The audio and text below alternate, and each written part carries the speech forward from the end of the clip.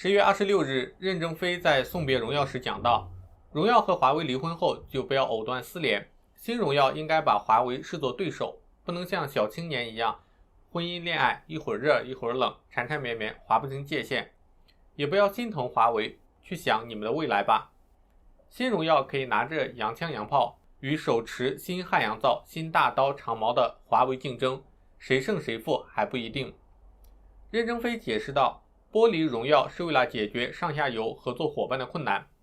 在美国一波接一波的严厉制裁下，渠道商因为没有水而干枯，供应商也不能采购而货物积压，这将导致合作伙伴员工失业，销售下滑，甚至拖累股市。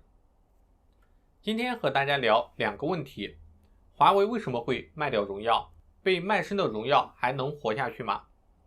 我的频道主要是讲和大家生活息息相关的金融知识，让你比别人更懂一点。喜欢的话欢迎订阅，点开小铃铛。那我们开始吧。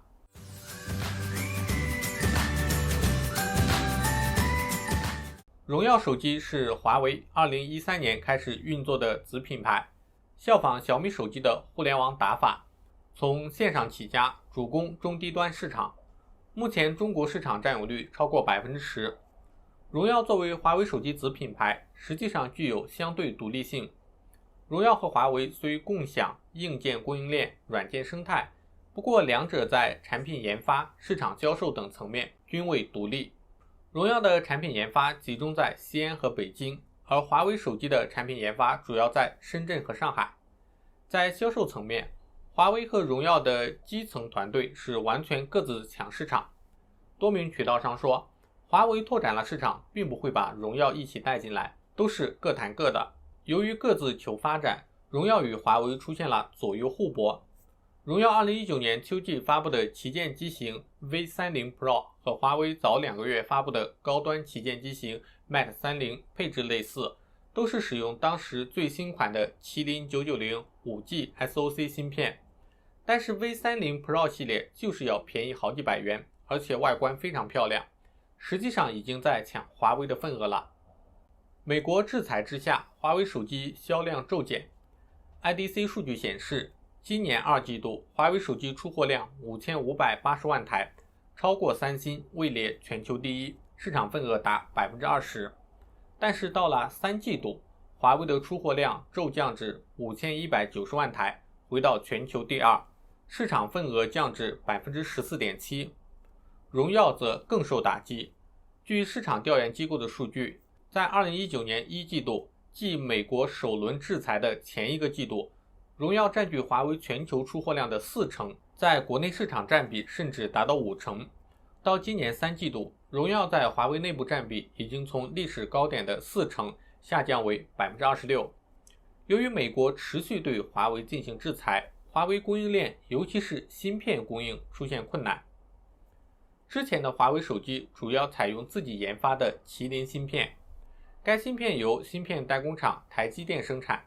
在美国今年对华为的新一轮制裁下，台积电9月15日之后就不能再为华为制造芯片，华为只能向外部供应商高通、联发科等采购芯片，但这也需要获得美国政府的放行。在华为负责 5G 业务的高管说，华为当初做荣耀是因为自研高端芯片有溢出效应，改一下就可以做低端，相当于一鱼两吃。但现在如果鱼都没了，还吃什么？817制裁之后，如果华为只能生产一台手机，那肯定是优先保证华为而不是荣耀。荣耀在华为内部其实已经没有了生存空间。考虑到供应链的挑战，华为自身的芯片供应已经十分紧张了，没有更多的余力去兼顾荣耀，所以最终选择了剥离荣耀，弃卒保车。而主打中低端市场的荣耀只能服从大局。今年7月发布的荣耀30青春版和 X10 Max 使用了联发科芯片，而其去年的版本均使用的是麒麟芯片。市场调研机构分析师表示，今年荣耀使用麒麟芯片的机型较去年更少。整体来看，荣耀新品的发布时间、选材等环节都受到一定的影响。那么荣耀独立后还能活下去吗？荣耀独立之后，美国政府卡不卡它，这是它首先要面临的问题。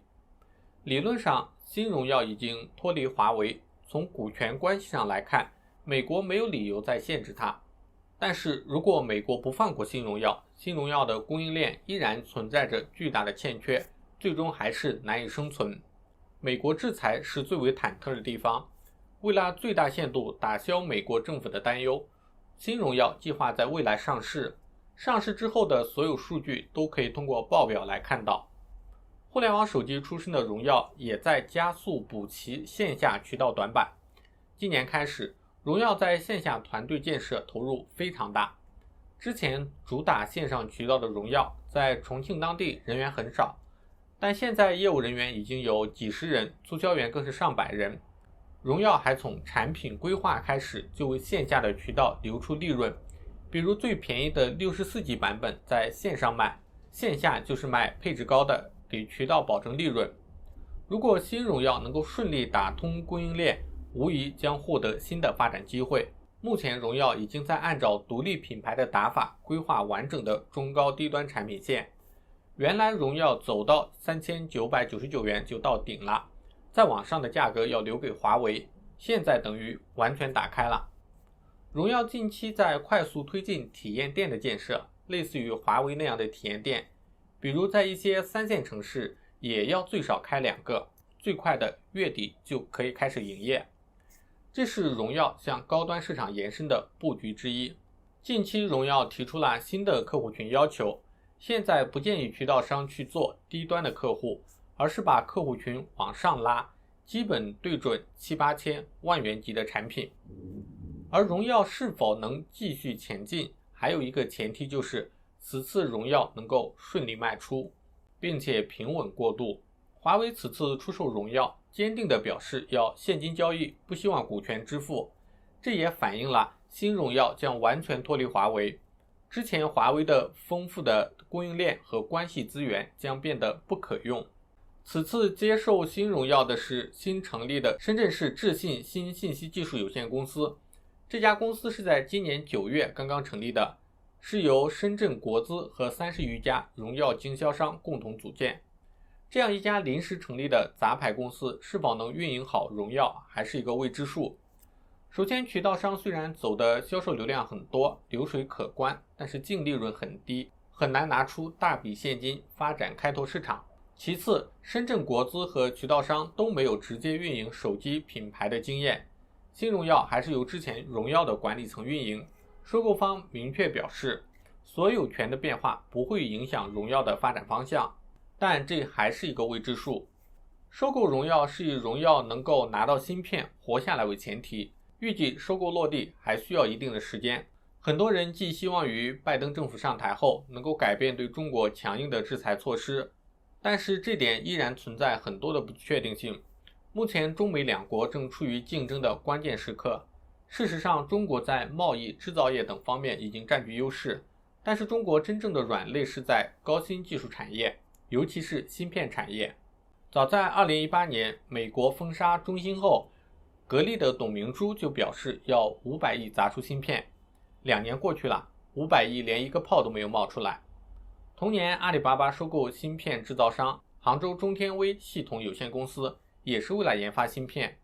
此外，阿里巴巴还相继入股投资了其他5家芯片公司，但是至今也没有什么大的进展。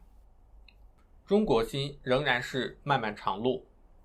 以上就是本期视频的内容，喜欢的话欢迎点赞，也可以订阅我的频道，这样就能看到更多的精彩内容了。那我们下期再见，拜拜。